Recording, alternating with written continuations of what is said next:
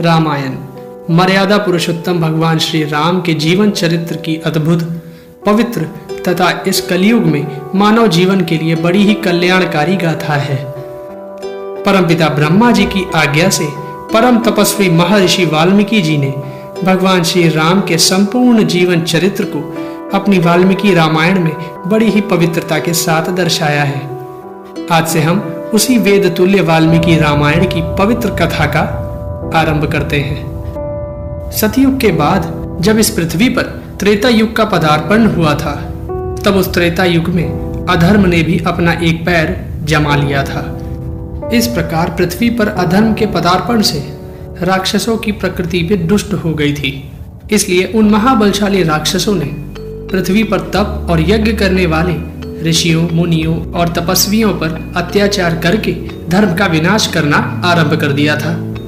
परंतु जब राक्षसों के नए अधिपति रावण का अत्याचार असहनीय हो गया था, तब भगवान नारायण ने रावण सहित सभी दुष्ट राक्षसों का वध करने के लिए भगवान राम के रूप में अवतार लिया था। हम अपनी इस रामायण कथा को इन्हीं राक्षसों से आरंभ करते हैं और यह जानते हैं कि यह राक्षस कौन थे और कैसे इनकी इस जगत में उत्पत्ति हुई थी। परमपिता ब्रह्मा जी ने सृष्टि की रचना करते समय पूर्व काल में जब जल की सृष्टि की थी, तो उस जल की रक्षा के लिए अनेक प्रकार के जल जंतुओं को उत्पन्न किया था और उन जल जंतुओं से कहा था कि तुम सभी जल की रक्षा करो। तब कुछ जंतुओं ने ब्रह्मा जी से यह कहा था कि हम जल की रक्षा करेंगे और कुछ जंतुओं ने यह कहा था कि हम जल का यक्षण यानी पूजन करेंगे। इस प्रकार जो जल की रक्षा करने वाले थे वह राक्षस तथा जो जल का यक्षण यानी पूजन करने वाले थे वह यक्ष कहलाए। उन राक्षसों में हेती और प्रहेती नाम के दो भाई थे जो बड़े ही शक्तिशाली थे, इसलिए वह ही समस्त राक्षसों के अधिपति बने थे। इन दोनों भाइयों में प्रहेती बड़ा ही धर्मात्मा स्वभाव का था, इसलिए वह वन में जाकर अपनी तपस्या में लीन हो गया था। और हेती ने काल की बहन भया, जो कि देखने में बड़ी ही भयानक थी, उसके साथ विवाह करके अपना गृहस्थ जीवन आरंभ कर दिया था। कुछ समय बाद राक्षस राज हेती ने हया से विद्युतकेश नाम के एक पुत्र को उत्पन्न किया था। विद्युतकेश जब युवा हुआ तो राक्षस राज हेती ने उसका विवाह संध्या की पुत्री सालकंठकटा से करवा दिया था।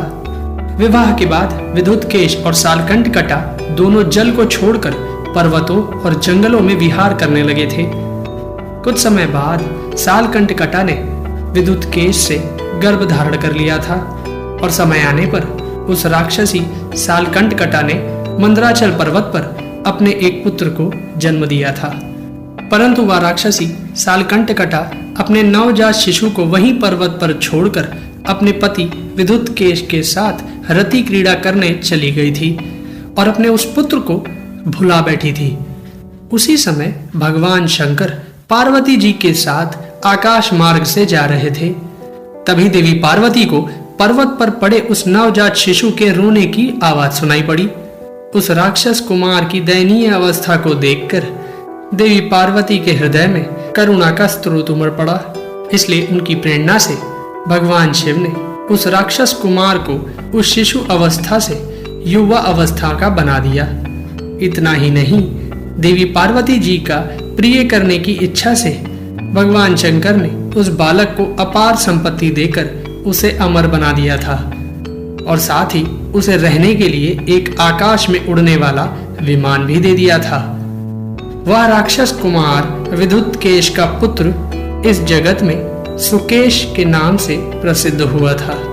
इसके साथ ही देवी पार्वती ने भी प्रसन्न होकर राक्षसियों को यह वरदान दे दिया था कि आज से राक्षसियां जल्द ही गर्भ धारण किया करेंगी और शीघ्र ही प्रसव भी किया करेंगी तथा उनका पैदा किया हुआ बालक तत्काल ही बड़ा होकर अपनी माता के समान अवस्था को प्राप्त कर लिया करेगा।